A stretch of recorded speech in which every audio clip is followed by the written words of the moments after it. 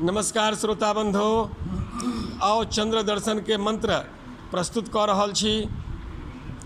चौठ चंद्र के बहुत बहुत बधाई। जे कुछ घर में पकवान, दही, केरा, पूरी या फल एकत्रित करने छी चौठ चंद्र के निमित्त से, कुनु सामान उठाकर चौठ चंद्र के दर्शन करी। मंत्र अछि सिंह प्रसेनम अवधीत सिंहो जाम्बवता हतः सुकुमारक मारोदि तब हे सहस्यमंतकः।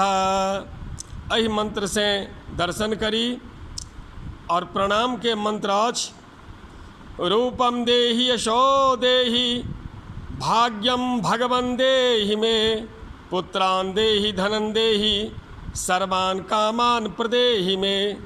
ओम रोहिणी सहित भाद्र शुक्ल चतुर्थी चंद्राय नमः। एहि मंत्र से हाथ जोड़ के प्रणाम करी।